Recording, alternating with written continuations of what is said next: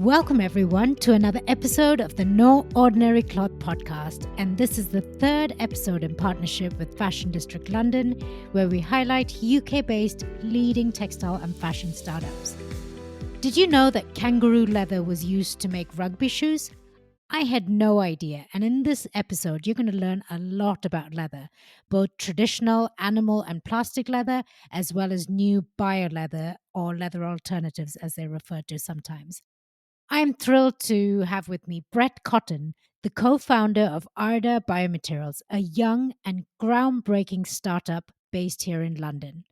Arda has developed New Grain, an innovative animal and plastic free leather alternative from using the spent grain waste produced by local breweries.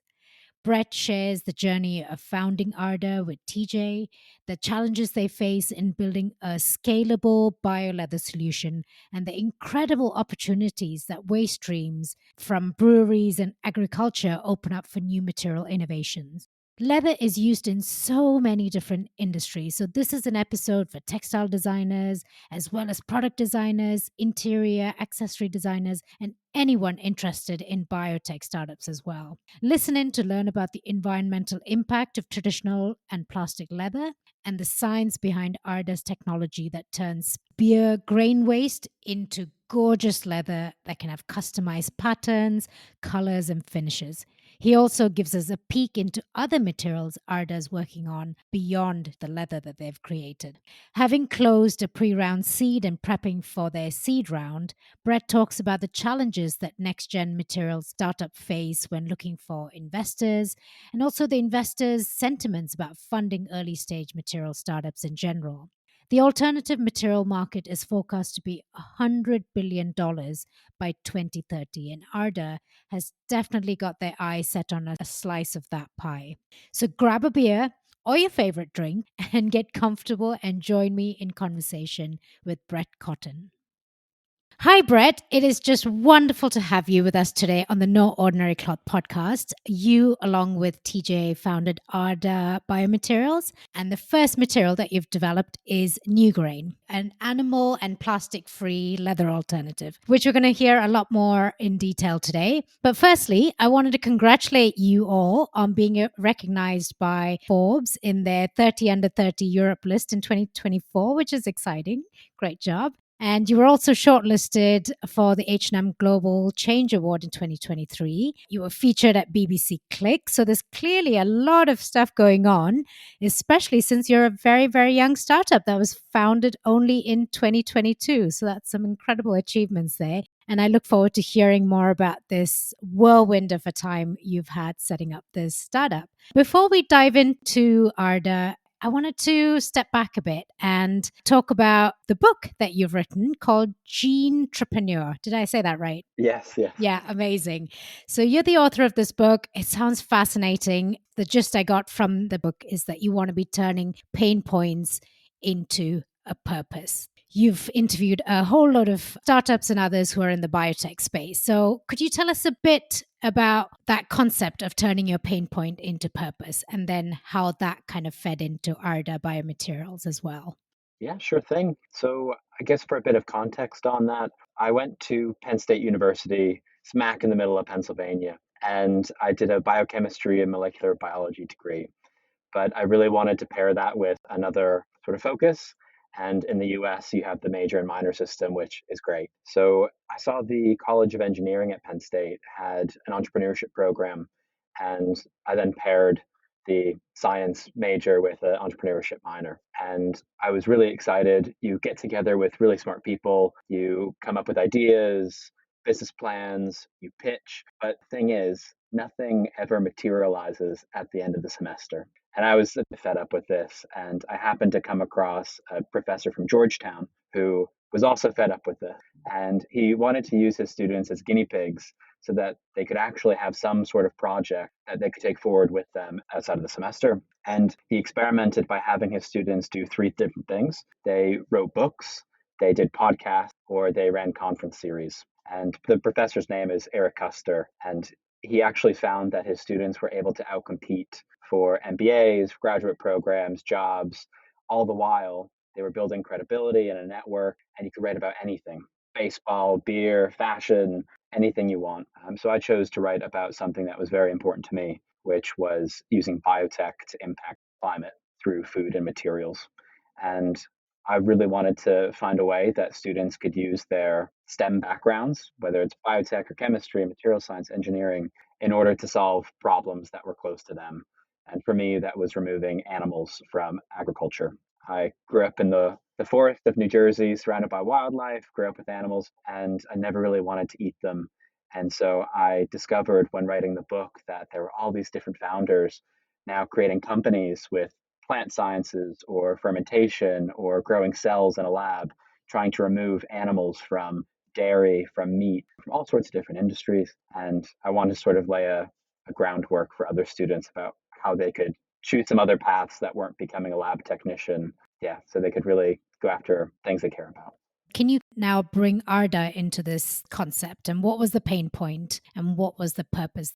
Yeah, the pain point for me has always been animals don't belong in the supply chain of food. And in trying to start a company, I looked a lot into the food space. I knew a lot about it, but my co founder, he is really a brilliant chemist, and he realized that food is just a material that we eat. There's all these other materials that are derived from animals as well, be it fur, silk, wool, leather, feathers. And we can use some of the same technologies and approaches in chemistry or biotech to also solve these problems. Animals are used in the materials that we wear, that we sit on, that we have every single day. So I understand that you met TJ, your co-founder, at a pub near London Bridge over a glass of beer, I presume. Tell us what happened between the two of you in that first meeting and what that journey was from that first chat that you had and where you decided that you wanted to set up a company together.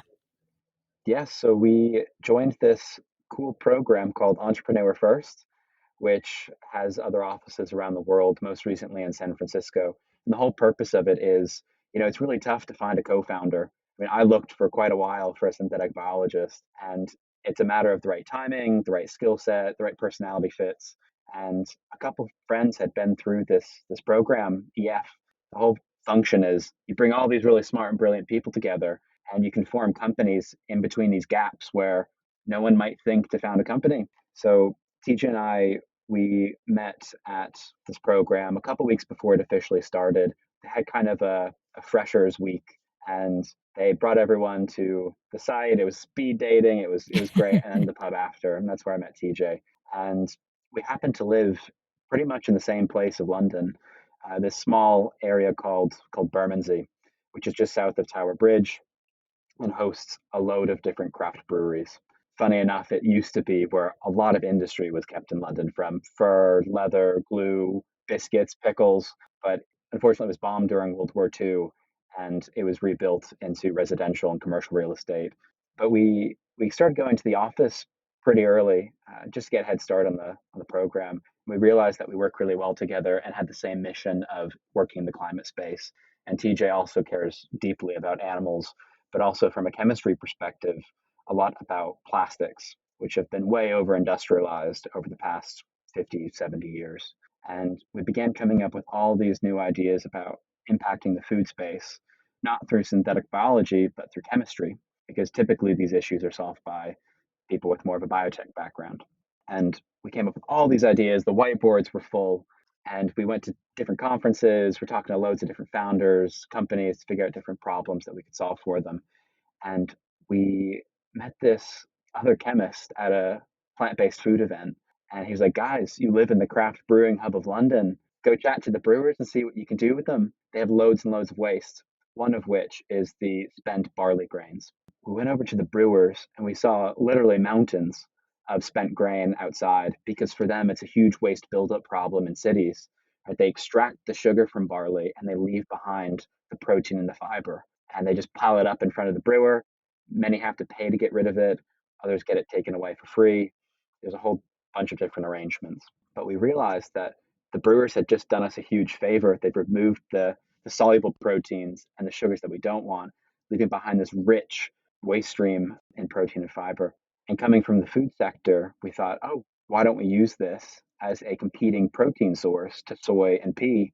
Coming from alternative protein, I know a lot of companies are trying to move away from these two.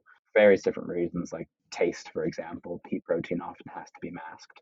And I had a friend at the time working at Anheuser-Busch. She worked at the corporate venture arm of the biggest brewer in the world. So I called her up to run this idea by her, and she's like, guys, we've just invested $100 million into a company to isolate barley proteins. And they were making like protein muscle isolate. And she's like, don't do it for three different reasons. One was it's very difficult from a regulatory standpoint to take a waste stream and convert it into a human food ingredient. That's one regulatory minefield. Two was just on the unit economics. Pea protein, soy protein, it's all super cheap. It's like £5, €5, $5 a kilogram. So unless you're the biggest brewery in the world or one of the biggest, the unit economics don't work out for converting this biomass into a cheap source of protein. And the third, which is pretty important actually, is the standardization of the feedstock. So if you take a waste stream, one thing that comes across in food and materials is that feedstock standardized. Is it the same stuff consistently? Even with the big batches from Anheuser-Busch or other brewers, it still wasn't consistent enough, where the founders had to keep racking their heads about which batches to take. And materials are much more forgiving because we're not putting them through such a heavily engineered process that you'd get in the creation of plant-based burgers, for example. So we went back to the drawing board, and as I mentioned, TJ realized food is just a material that we eat. There's all these other protein-based materials, and leather is the lion's share of the market. However, we'd seen so many different innovators try to tackle the space over the past 10 years, from bacterial cellulose, mycelium, lab-grown, plant-based with leaves or with fish. There's so many different types of approaches. But we realized that fundamentally, the vast majority of them failed on two fronts. One was scalability, and two was the reliance on plastic. So if you use things that are just made of fibrous biomass, it's very, very loving of water. So you have to add on plastic top coat. And people don't realize as well that most animal leather is top coated with plastic too. But if you use proteins from plants, you can do two things. You can mimic the structure of animal-based proteins in things like leather, but there's also been a great deal of research over the past 10 years in using proteins to replace plastic. So we found a way to knock out two problems at once. Nobody loves plastic leather, and we can make a significant dent in animal leather with a very scalable process using chemistry. But before we go deeper into the solution you've created, can you paint us a picture of what the leather industry is like? Why is that not a sustainable solution that we can continue using moving forward? Leather used to be this natural material before the invention of plastics and before more industrialized ways of tanning the leather came about. Leather used to be tanned with things like oak bark so that you could stop the rotting process and impart these natural tannins in to make it more durable, change the color, make it more resistant to water. It still would absorb it, but the thing was that vegetable tanning process took about 2 months. So as we industrialized things like fashion and automotive and demand soared, this problem, this bottleneck came about, which is, how do we produce enough quickly enough? And so some clever chemists figured out that they could use something called chromium. And it's a really toxic chemical that pollutes waterways, but this tanning process could be done in a day or two. So you went from 2 months to 2 days. It was just this really quick way of creating a really robust material. However, a lot of leather using chromium tanning, which is the vast, vast majority today, that wastewater is left untreated and it goes off into rivers that are used to irrigate crops that animals drink from. The people that live or work in these areas with leather tanneries often suffer. And so it's really not this wondrous biomaterial that people think. On top of it, it's coated with plastic. So it's this misnomer that animal leather is this waste material that's natural. In fact, a lot of leather is coming from the dairy industry. So baby male calves are of no use to dairy farms. They don't produce any milk. So that really soft calf skin leather bag is actually made of a baby's skin. So there's all these different issues here. And it's better to let the hides rot in landfill than to put them through the chemically intensive tanning process, both from like wastewater as well as from a carbon perspective. So it's really a co-product of the animal agriculture industry, not this byproduct that should be used. And then plastic leather, it came about because it's super cheap. you can take polyurethane and put it into these sheets or rolls, but now we're drowning in microplastic pollution. So you have these two sides where animal leather people love animal leather, plastic people love the plastic because it's better than using animal skins for them. But there's no really great solution at mass scales yet that can use no plastic, no animals. The closest so far has been natural fiber welding, or NFW, which uses a rubber-based approach, and they're based out of the US. What is the size of the leather industry globally? Do you have some numbers on that? By the end of this decade, it's forecast to be $700 billion. It's absolutely massive. You look around you, you sit on a seat in the movie theater or on an airplane or a train, the boots that people wear on the subway, it's just everywhere. So 700 billion by 2030. However, 100 billion of that is forecast to be for alternative materials. It's essentially at 0% at the moment because there's so little scale in non-plastic based materials. But it's quickly growing in a similar way to the fall of the fur industry, where it really fell out of fashion. We're now seeing very similar amongst the leather industry with big brands like Apple banning leather, a lot of different fashion weeks like Copenhagen have banned leather. Most commonly, rugby shoes are made of kangaroo hides. Sports brands are now moving away from the use of kangaroos in sporting footwear. So we're seeing this shift, which is really, really positive. Yeah, very exciting and great timing for companies who are involved in alternative leather, I think, because that's so important for a startup as well, isn't it? To make sure that the stars align in a way to be able to present a solution that the industry is looking for. There's a real pull from brands to find better leather alternative. Yeah, I'd say though there was so much hype back a decade ago. These innovators, be it mycelium, bacterial cellulose, you name it, or ones that are essentially greenwashed with taking some pineapple or other biomass and putting plastic in it. There was so much hype. There are all these partnerships, and then now there hasn't been scale. A lot of people have been burned. There hasn't been the execution, and from the public, there's been a lot of ridicule over greenwashing or any efforts where brands are trying to improve their sustainability.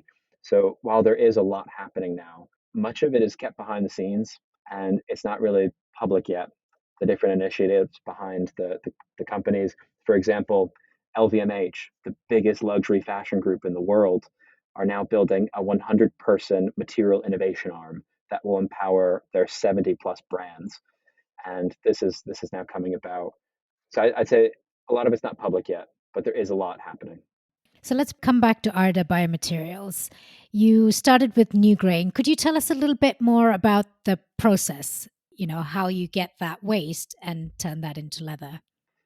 As I mentioned before, the first step of brewing beer or even making whiskey is you get malted barley and you put it in a big metal tank and you increase the temperature, you swirl it around a bit, and you start to extract the sugar from the barley, which is what the breweries are after.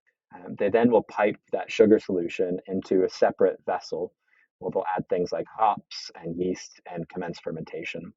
But that barley grain, which is now devoid of its sugars, is an isolated step, and the brewers will pipe that spent grain into a separate holding container, most often to be trucked away to landfill or as a really cheap and low grade animal feed or turn into biogas. Everything is typically for a pretty low value use case.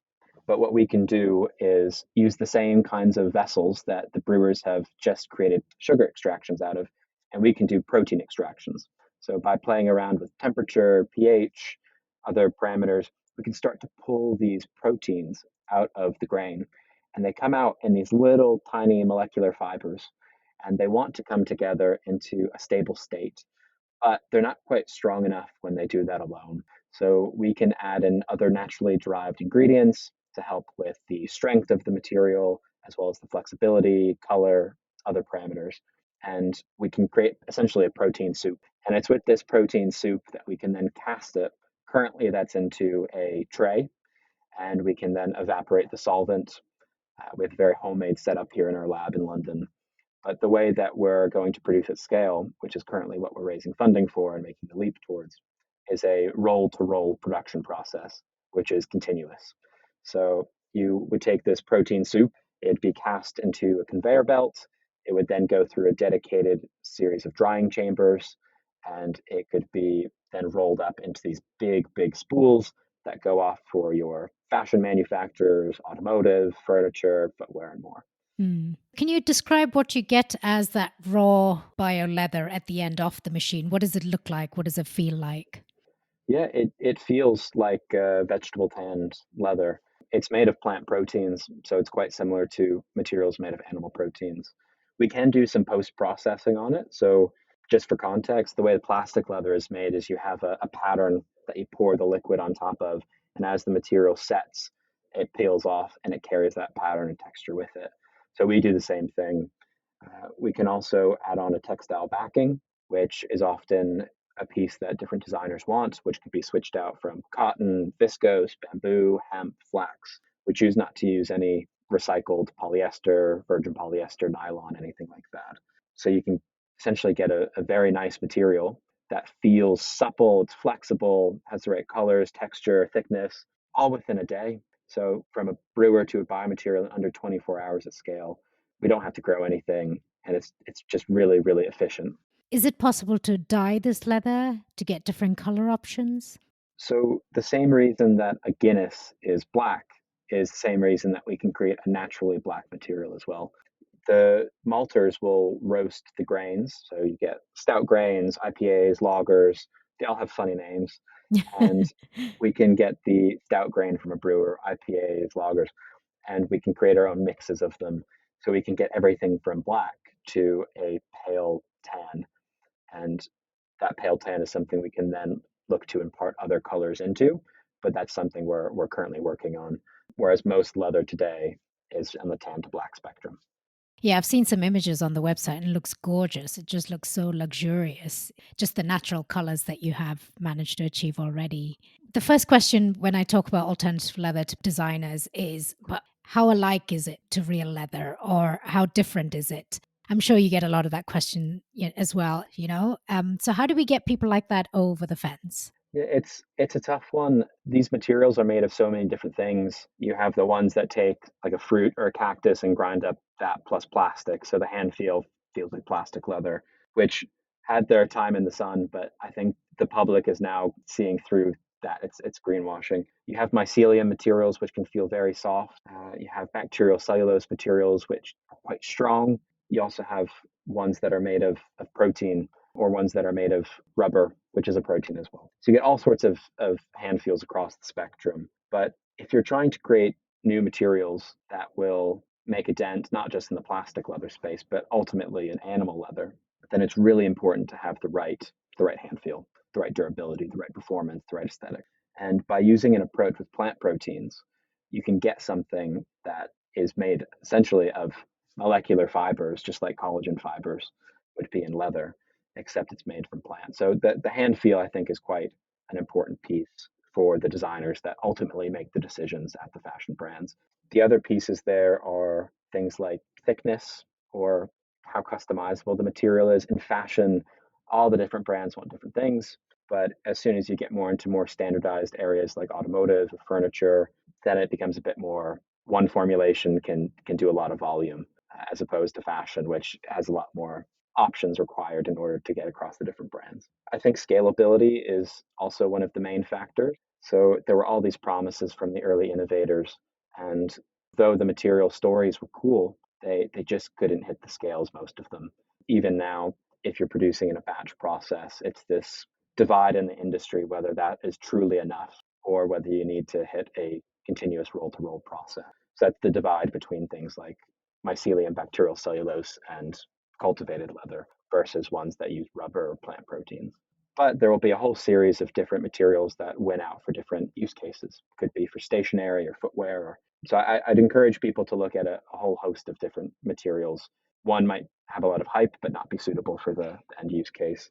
But also to be patient and understanding and flexible, because these materials can change and upgrade so quickly. For example, we've only been running for 2 years and we've gone from scratch from something that looks like a biscuit Yeah. to a material that's suitable for fashion accessories.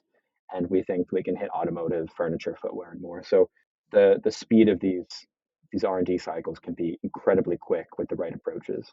2 months, 3 months, 6 months, a year, things can change enormously. Amazing. Could you tell me a bit more about the quantities that are needed, just to understand how much waste, you need to make, I don't know, 1 meter by 1 meter of leather, for example?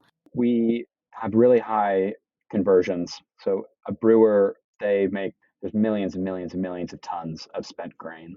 And per ton of spent grain, we could make about 100 meters of material, which is a really high yield.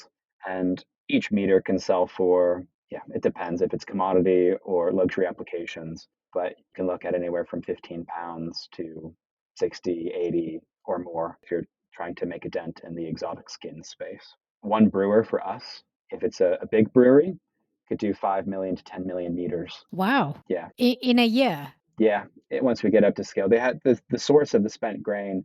It's so abundant around the globe, and there's so much of it used to make beer and whiskey. It's this wonderful feedstock. And beyond that, one of the secrets we found, circular economy startups are becoming quite popular. Most often, the supplier of the feedstock just supplies. But in the case of breweries, though they might not seem it at times, they are full of engineers, scientists that run these factories 24/7 around the globe. We can use the same equipment.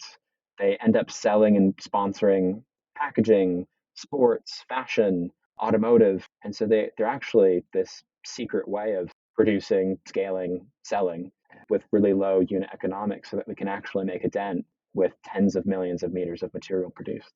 You mentioned about the partnership with breweries. It seems to be really critical in developing the solution itself and then being able to scale it. What has their reaction been like, and how open were they to your idea in developing this further? It really depends on who you speak with. So, just as in fashion or automotive, there are players that are further along than others in how they interact with startups or innovators. So, on the more conservative end, I'd say some brewers are kind of frantic about meeting their scope 1 and 2 emission reductions, which means investing a lot into biogas, investing a lot into regenerative agriculture, into glass, or how they recycle water. That's been a big focus for a lot of brewers. However, promises have been made on scope 3 and 4, which has to do with spent grain and other waste that goes up. And we're seeing a lot of brewers receptive to engaging beyond the alcohol and beverage space. There are brewers that sponsor F1, like Peroni sponsored Ferrari. You have ones that are engaging a lot with packaging or fashion, using their brewing capacity as a pillar to support a more lifestyle brand as an umbrella. So that means going into things like fashion or music. So there's been a lot of reception on, can we use our material to empower their merchandise or their packaging? Could we materially connect the brewer and one of their companies they sponsor in F1 through upholstery, things like this, but also on the ability to co-locate and produce. So alcoholic beverages are on the decline, hence the push more towards spirits and non-alcoholic beverages. But brewers are looking for other revenue streams to diversify, and one of those could be producing materials or other products from their waste or co-product streams. So we've seen other brewers like Bitburger, which is a big German brewer, partner with a alternative protein company called Infinite Roots to make these whole cut mycelium meat alternatives. And as materials become more and more important for the fashion automotive industry, especially in Europe where there's a lot of regulation coming in, we're not just able to help the brewers to make more money or to reduce their scope 3 and 4 emissions, but they actually hold the key to decarbonizing the fashion and automotive, footwear, furniture, you name it, in terms of their material use, which can be upwards of 50% of their emissions. The struggle is trying to connect the different industries and figure out which players on upstream and downstream are furthest along in that process. In developing this leather, have you been able to partner with some brands to really understand, the quality of the leather and the finish of the leather and what you really need to be aiming for as that final product? And are you able to name a few that you've been able to work with? Maybe not naming the bigger ones, but in terms of ones that have publicly announced, we worked with a local London brand who's been absolutely fantastic. They're called Bean London, BEEN, and they've worked with new materials before. They're a startup themselves, they're local, they move quick. So we were able to develop our first external collaboration, which is a snakeskin clutch bag with them. And it's great because we get these feedback loops from their designers, their workshops, and that feeds back into the R&D. We also just released a showpiece with Beavertown, which is an iconic London brewery that operates as a part of Heineken. And we developed card holders with their branding on it, made from their own spent grain in North London. So that's been really good. In terms of outside of that, we've had interest from large luxury groups, and with them, fashion is sort of run by whoever's the lead designer.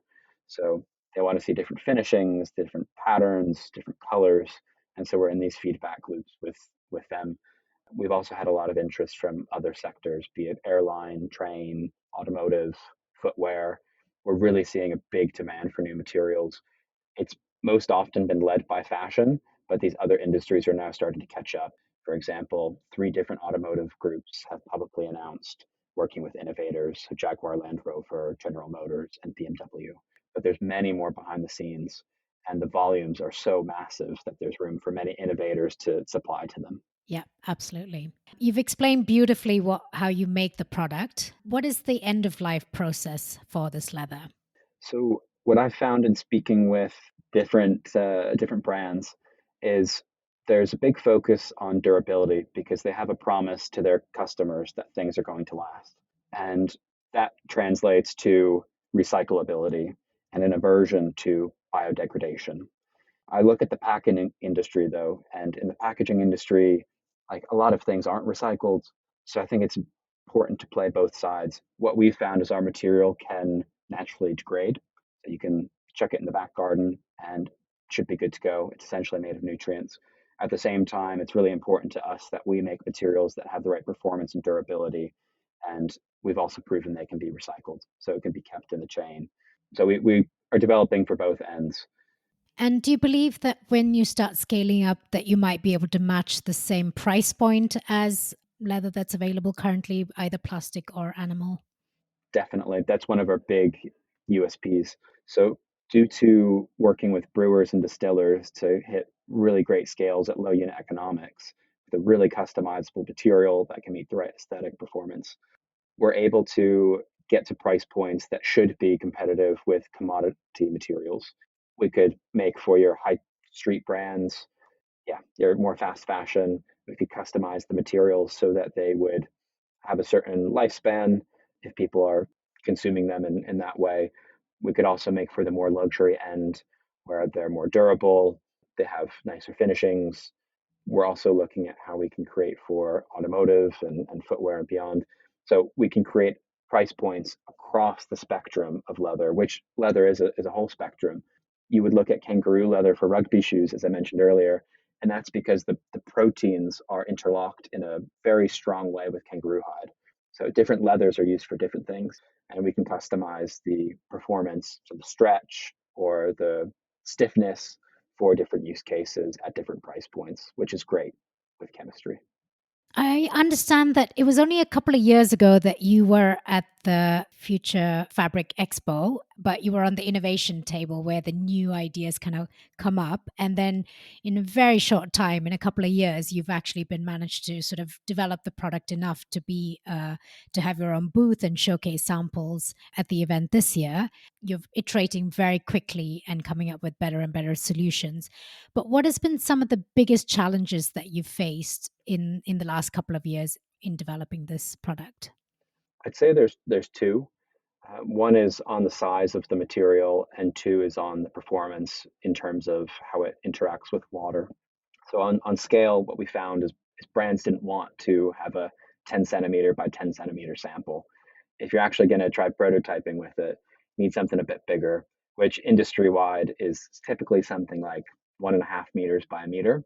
So earlier this year, or like December of last year, the team really set out to create a really large sheet. We made our own trays and figured out how we could create these 1.5 meter by 1 meter sheets of material.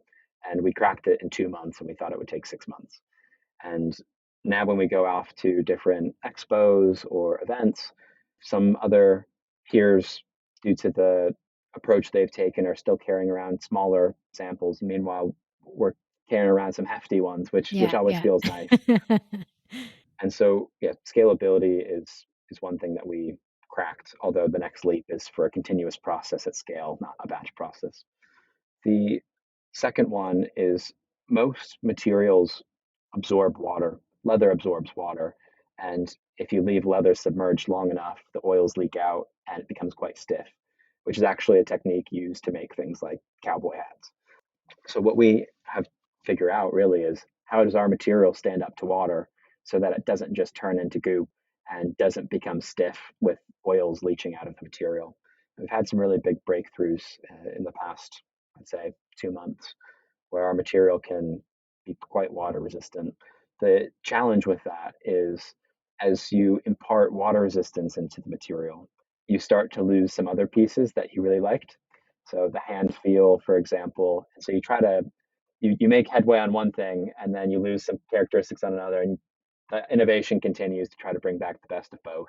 So water resistance is incredibly special because 99% of products today, whether it's animal leather or alternatives, must be coated with plastic. And so if we can create a material that doesn't have to require plastic in the core or on top, as well as can make a dent in animal-based materials, that's something that is quite unique. You mentioned about being on the Entrepreneur First program, and that's where you met TJ.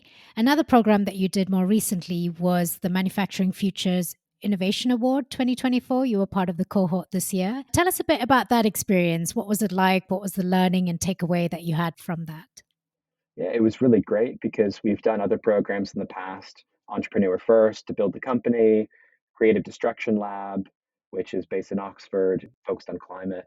But this was the very first one we'd done that was focused on fashion. And so it was very specific, the different founders that were involved in the program, the different mentors they brought through. So it was much more targeted in terms of who are the right investors to go to, what are the right business models, and also just speaking with other founders that are working in the fashion space. Founders are often the most helpful to other founders. So that was really nice. Are there any other programs that you would recommend to our listeners? Any other accelerator programs or funding or awards that you think are worth keeping an eye on?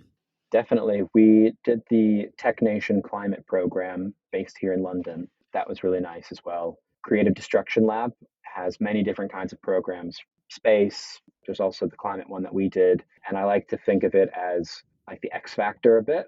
So you, Okay. you go in and you get mentored in small group sessions and large group sessions. If no one's willing to help you at the end, you kind of get booted off the program. Over 6 months, it dropped from 20 to 10. But I really liked the directness and it felt very productive. So I highly recommend. And then Entrepreneur First for anyone who's looking to build a company. There's also ones like Carbon 13 that are focused on climate, Marble, and there's others. It's just a really great way to find a co-founder. It's so important to have someone with you in building a business. At the very start, you have to do so many different jobs, and many co-founders end up breaking up. But if you can find someone with the right skill set that matches yours, and it's just really wonderful to find someone to be there with you. What are next steps for Arda Biomaterials? I'm assuming new grain is just the first material. In the near future, what are your next steps?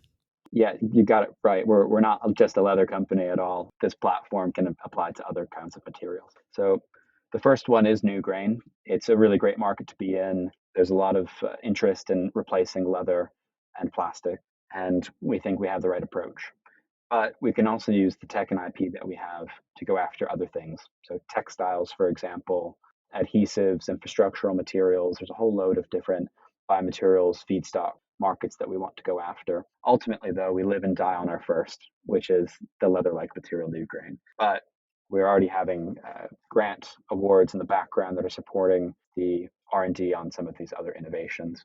Hopefully, the big vision is that with brewers and distillers, we can operate these co-located factories to make leather-like materials, textiles, adhesives, you name it, next to local industrial hubs. So brewers in Germany next to the German automotive industry, French and Italian with luxury fashion, and then also take a step back to other feedstocks, be it ones that come directly from farms or other factories that make different food or material ingredients.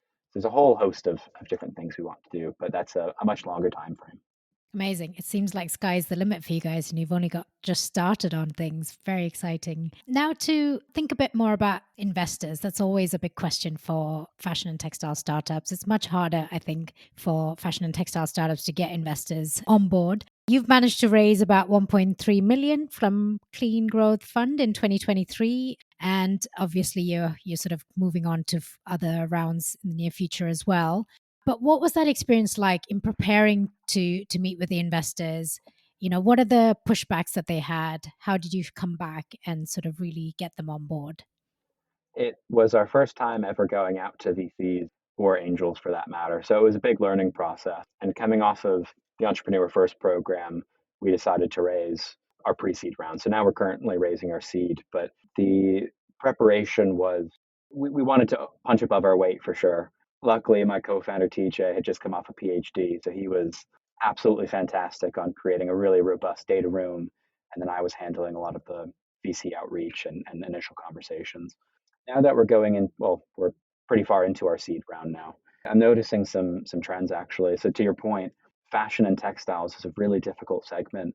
There were a lot of companies with a lot of hype, a lot of investment dollars going into them that didn't deliver. So funds that would typically be seed and Series A funds, if they choose to invest in materials, are now stepping back to the later stage of that, where they have more confidence in picking a winner.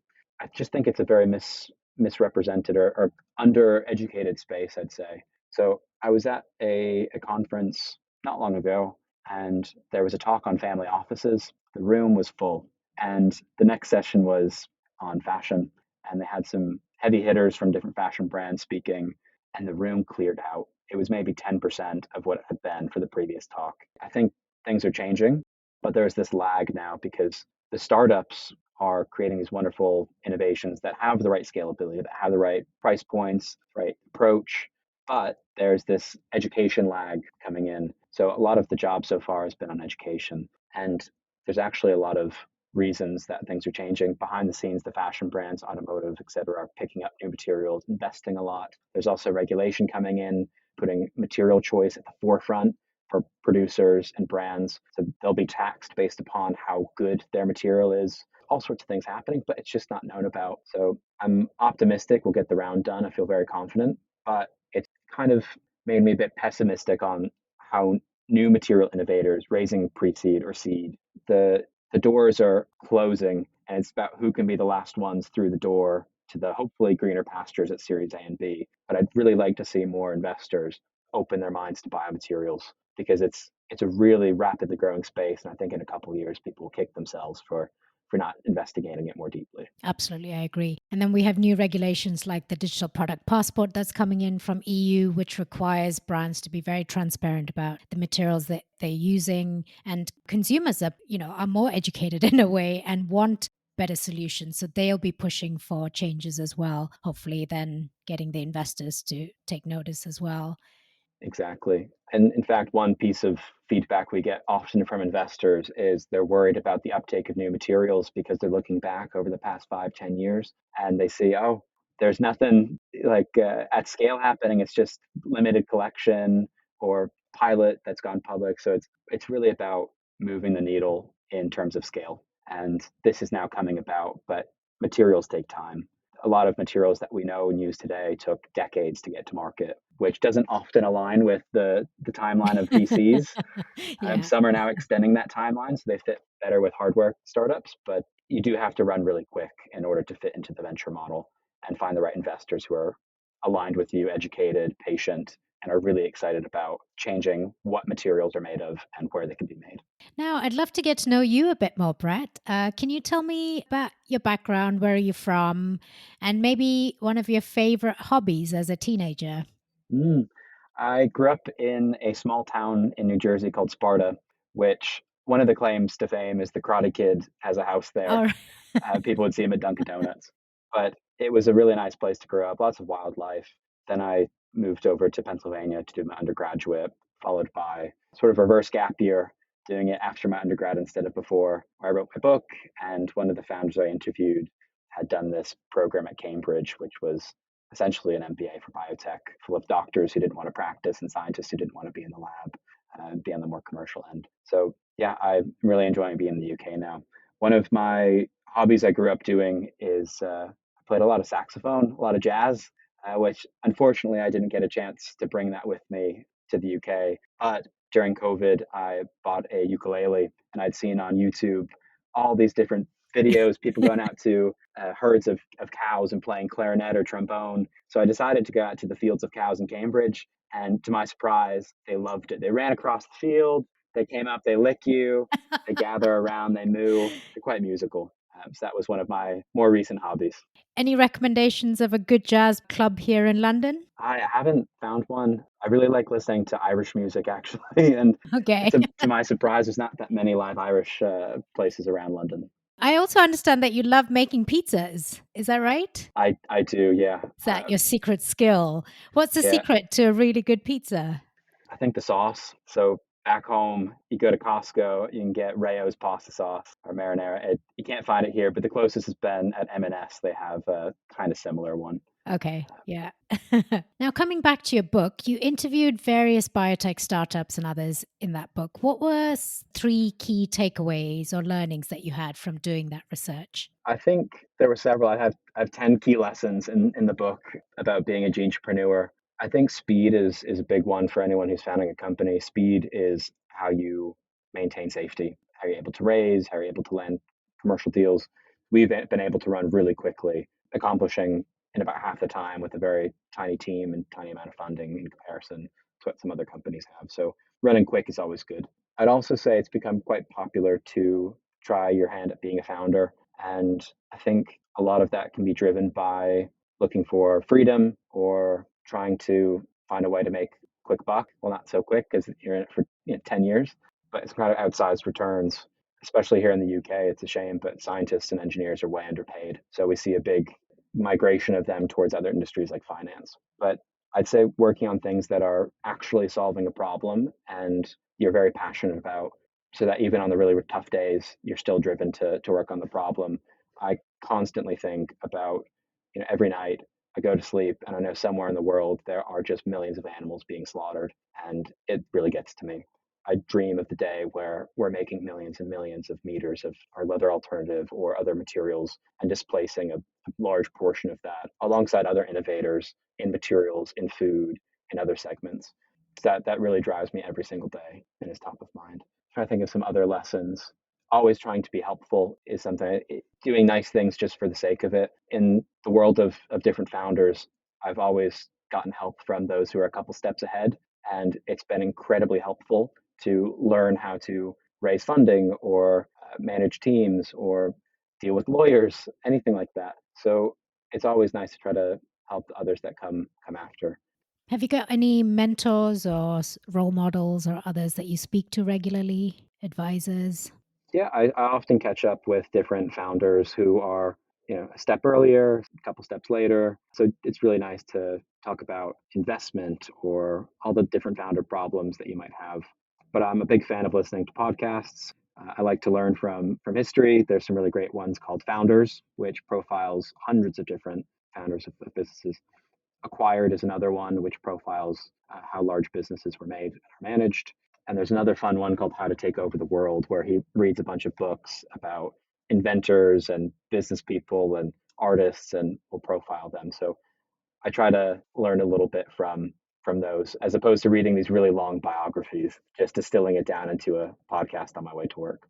Cool. That sounds great. I'll try and put some of those links in the show notes as well. Last couple of questions. I rarely ask people about their office space and where they are situated, but I think you have a really interesting story about where your office is. Could you tell us about that? So in Bermondsey, as I mentioned, used to be tons and tons of different industries. There was leather and fur and a glue factory that took the scraps from the leather factory to make glue, and pickles. And there's a story about how during World War II, the pickle factory was bombed and pickles were flying everywhere. And Oh my God. it used to be a very industrial space. But there's one complex called the Leather Market. It's just south of London Bridge Station, about 7, 8 minute walk. And it's full of different companies working on everything from how do you set up a kitchen to making smoothies to fintech to architects, everything like that. But we thought hey, it's a great place to be. It's quite central. There's actually some office spaces that we can convert into part office, part lab. And so we convinced them to let us build their very first laboratory on the premises. And so we're based at the leather market. Where there once was leather, there's now tons and tons of breweries. So we also just walk down the street and are right on the beer mile there, which is where we source most of our grain. We can walk it over or e-bike it or Uber it even. But at scale, we really want to co-locate so we don't have to deal with the transport. And do you supply free beer at work? Funny enough, we got a lot of free beer. We had a big event for the lab opening, and we're quite fortunate to have some beers given to us by Beavertown, Four Pure, and others. And the fridge looked like a frat house fridge for some time, absolutely full. We're currently out of it. But we also took the team to brew beer at one of the places called Mash Paddle, where you can go and brew your own. It's really fun. It'll take you through how to brew beer. You order pizzas. It's a great time. And Mash Paddle, we made these beers. We give them out to different investors or brands coming to visit. And it was listed as like 4% or something, but it was quite potent. And we always had to warn people, be careful. Yeah. One will go a long way. So yeah, we usually have some stuff around the office, but hopefully at scale we'll have whiskey and beer and all sorts of things. I'm definitely coming to visit you guys. I don't live too far from London Bridge, so I'll hop in for a drink. Yeah, you're more than welcome. Oh, thank you so much, Brett. That was so fascinating and really insightful about the leather industry and why we need to change it, why this is such a big problem that we need to handle. And you guys are doing some amazing work, really transform that space and creating new materials. I really appreciate having me on the podcast, Millie. And I would just encourage as well anyone looking to start in biomaterials to really pursue something that is actually scalable, to really think about the feedstock and the approach, and for investors to more seriously look at this space because it is trending. It has huge impacts across industries, and it is really a way to decarbonize the things that we interact with every single day. Thank you again, Brett. It's been fantastic to have you as a guest on the show. What a fascinating episode. I've learned so much today. If we really start to look around, you'll be surprised to see how much leather, be that animal or plastic, that we have around us and use every day. This is a huge industry, and it is so important to make these materials far more sustainable and planet friendly.